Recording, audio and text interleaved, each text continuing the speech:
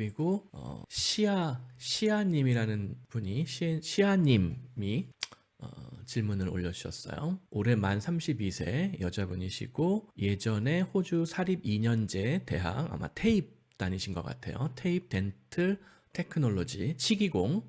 이것만 해도 뭐 취업해서 영주권 받는 분들도 옛날에는 있었는데 최근에는 이게 어려워졌을 거예요. 근데 뭐 호주 이민 어려워진 지가 뭐 하루 이틀 얘기가 아니니까 굉장히 오래전부터 어려워져 가지고 사실은 지금도 아직도 무슨 뭐 호주 유학 후 이민이 쉽다는 운동 이렇게 홍보하는 무슨 뭐 유학원이나 뭐 캐나다 유학 후 뭐 캐나다 컬리지를 통해서 뭐 쉽게 이민하고 취업할 수 있다고 하는 뭐 유학원의 홍보 내용들 대부분 잘못된 정보니까 혹시라도 속지 마세요.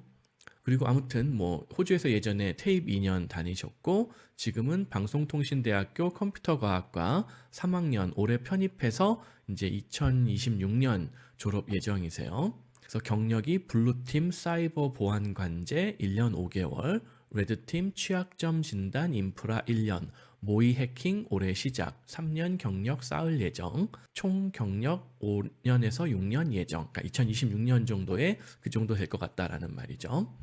그리고 영어는 IELTS 한 6.5 정도, 그래도 테입 졸업했으니까 이 정도 영어 실력이 되는 거죠.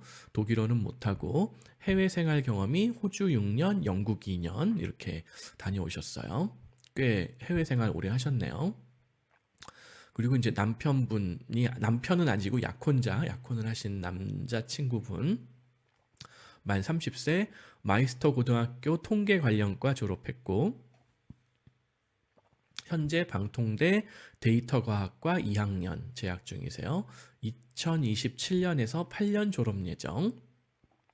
그러면 결국 2024년이니까 결국 남자친구 졸업할 때까지 한국에 있어야 되니까 뭐 한 3, 4년 이 정도 계획을 하고 계신 것 같습니다. 어드민부터 시작해서 시스템 관리자, 유지보수, 보안 관제 등등 IT 경력 8, 9년 경력 나쁘지 않아요.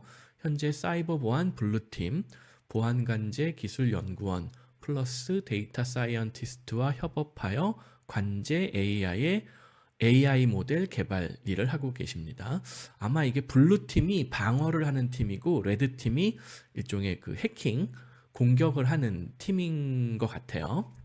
그다음에 가용 자금은 현재는 뭐 2천만 원인데 어차피 지금 당장 갈 게 아니라 이거 학사학위 다 마무리하고 가야겠죠. 그래서 한 3년 정도 뭐 둘이 합쳐서 약 4천 정도는 모을 수 있을 것 같습니다.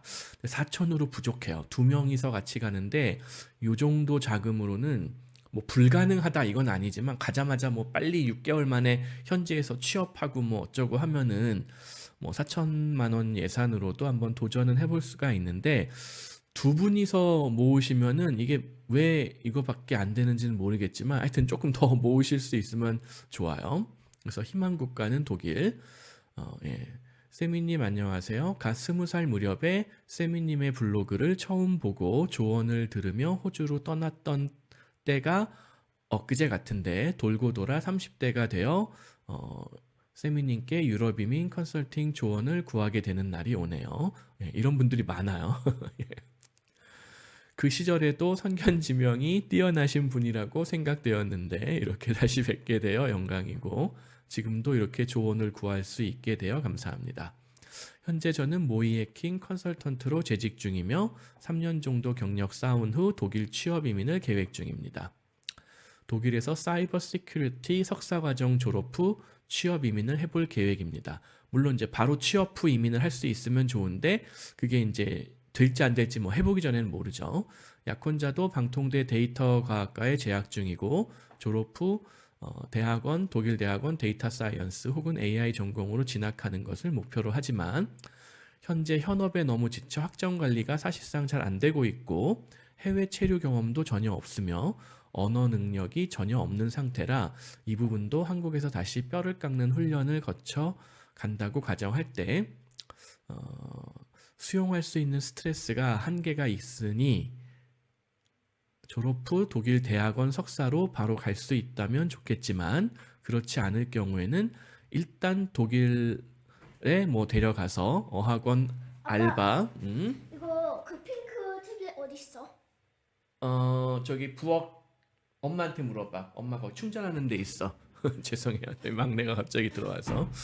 그래서 독일 대학원 석사로 바로 갈 수 있다면 당연히 좋겠지만 그렇지 않을 경우에는 어학원 알바를 할 수 있는 환경을 만들어줘서 우선은 해외 생활에 적응할 수 있는 시간을 벌어주고 이후에 아우스빌딩 데이터 사이언스 과정을 밟아서 자리를 잡는 방향도 괜찮지 않을까 염두에 두고 있는 상황입니다. 예, 뭐 다 고려해 볼 만한 내용이에요.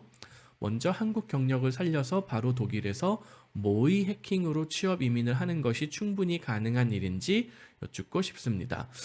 그거는 그러니까 단순히 모의 해킹 전문가로 취업할 자리가 있느냐? 그건 저도 확실하게는 모르겠어요. 다만 일반적으로 그 사이버 시큐리티, IT 보안 관련해서 취업할 수 있는 일자리는 꽤 많은 편이에요. 그러니까 뭐 IT 보안 전문가 이걸로는 취업되는 경우들이 많은데, 근데 이제 모의 해킹을 전문적으로 하는 사람을 뽑느냐 이거는 저도 정확하게는 모르겠어요. 조사를 해봐야지 알아요.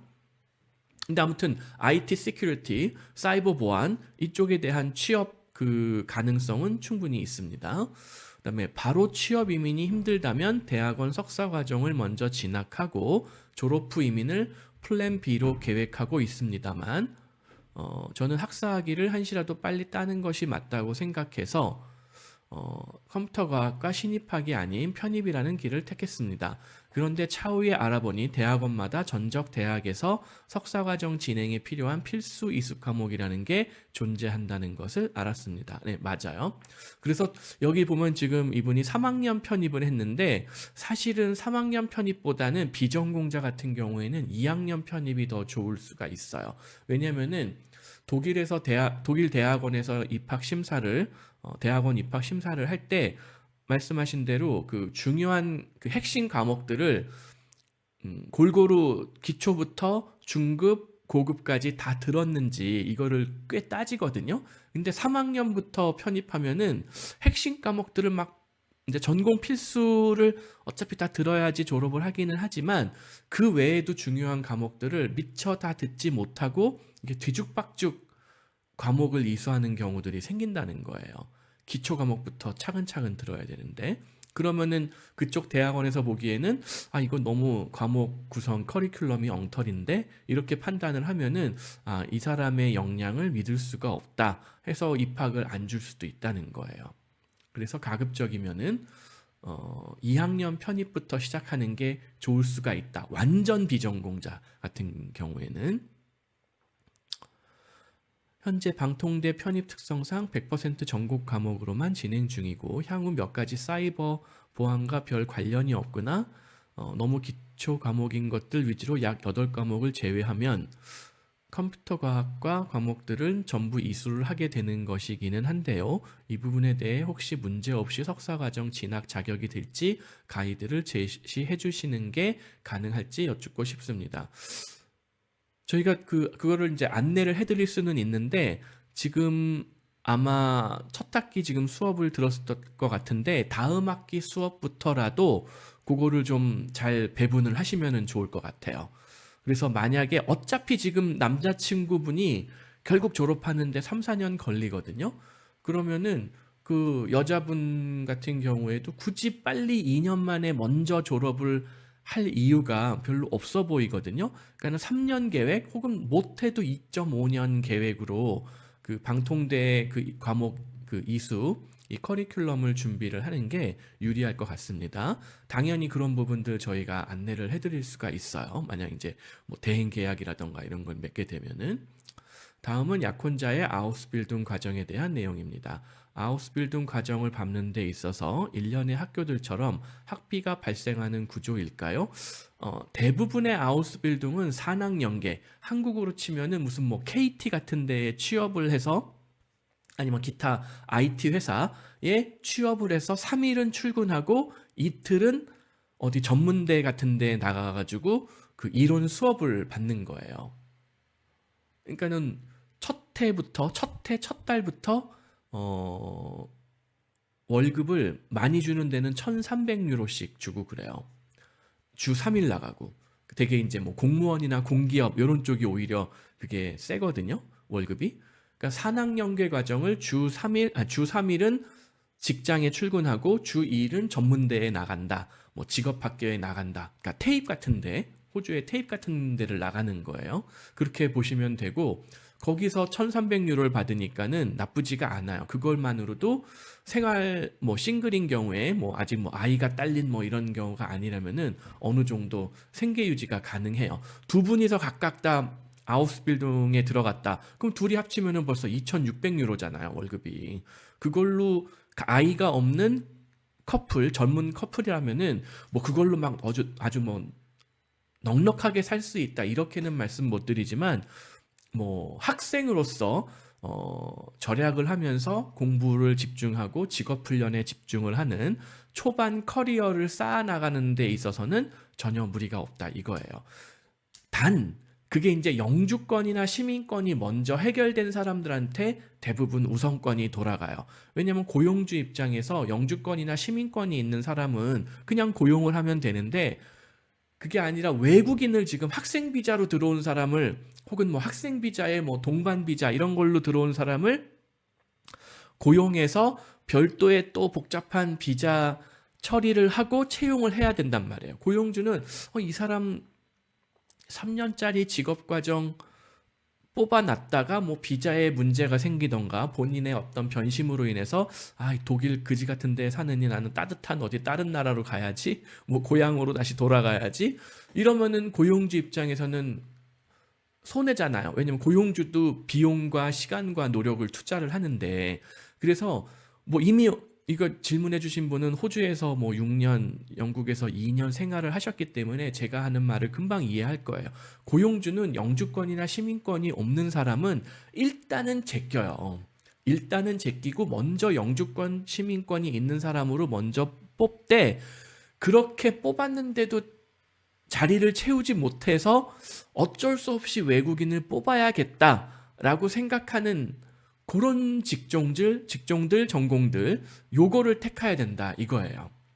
근데 IT 중에서도 어떤 것들은 조금 더 인기가 있고, 어떤 것들은 막 몸으로 때우는 뭐 하드웨어, 뭐 네트워크 설치, 유지 보수 뭐 이런 것들은 조금 더 외국인들이 접근하기가 유리하지 않을까 추측은 돼요. 그래서 그 남편분이 이제 보안 플러스 뭐 보안도, 하드웨어 보안도 있고 뭐 소프트웨어 보안도 있을 수 있고, 왜냐면 요새는 그 장비 어떻게 하는지 모르겠는데, 제가 사실 저도 예전에 보안 소프트웨어 뭐 아모아 무슨 이런 그 솔루션 미국 회사에 있었거든요.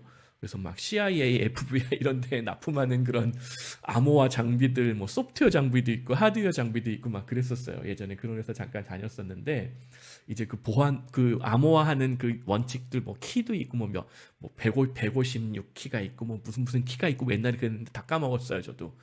그래서 한국 같은 경우엔 그런 보안 장비 납품할 때 반드시 국정원 뭐 인증을 받아야 되고 뭐 이런 거 있거든요. 국정원에서 외국 보안 장비도 인증 다 받으라고 그래요. 그러면은 왜 국정원에서 그거를 모든 보안 장비에 대해서 인증을 받으라고 얘기할까요? 그 얘기는 국정원에서 그거 다 도청한다는 얘기거든요. 그래서 육군본부나 국방부에서는 그 국정원 피하려고 뭔가 하여튼 꼼수를 쓰는 뭐 이런 경우들이 있고, 이제 가끔 예전에 제가 있었던 그 사이버 시큐리티 관련 이런 보안 암호화 장비 뭐 이런 거 납품하는 거 이제 미국으로 납품하는 것들도 있거든요. 미군으로 납품하는 거, 그런 거는 국정원에서 손을 못 대죠. 하지만 대부분의 국내에서 뭐 암호화가 돼서 뭐 안전하다 하고 얘기하는 국산 장비들의 99.9%는 제가 모르긴 몰라도 이미 국정원에서 다 들여볼 수가 있어요. 이거 쓸데없는 얘기 왜 하는 거지? 아무튼 그래서 하여튼 남편분이 독일어 공부해서 아우스빌딩 가는 거 굉장히 좋은 트랙이기는 한데, 이거를 학생 비자인 상태, 임시 외국인으로서 영주권이나 시민권이 없는 상태에서 도전할 때는 하여튼 어떤 일정 수준 이상의 장벽이 분명히 있을 것이다. 그래서 그 장벽을 뛰어넘기 위해서 상당한 시간과 비용과 노력을 들여야 되는데, 아까 이제 약간 걱정이 되는 거는 요 뭐 4천만 원 모아가지고 독일 가가지고 이거를 할 수 있을 것이냐, 쉽지는 않을 것이다.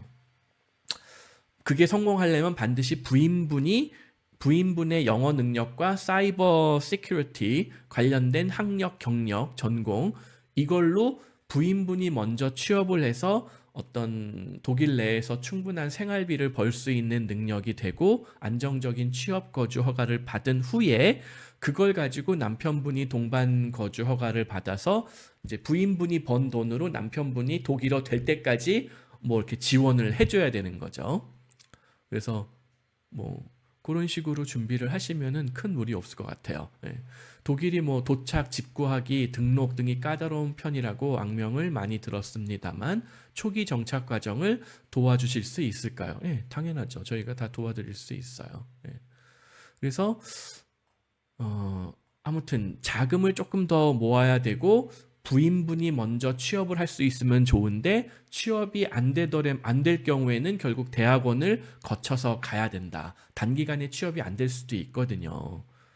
근데 하여튼 사이버 보안 쪽의 경력 플러스 영어 능력이면은 제 생각에 대학원을 현지에서 다니지 않는다 하더라도 취업될 가능성은 있기는 있어요. 근데 그게 얼마나 100% 성공할 거냐 안 될 거냐 그거는 뭐 실제로 도전해보기 전에는 누구도 장담은 못해요. 예, 그런 리스크는 있다. 예.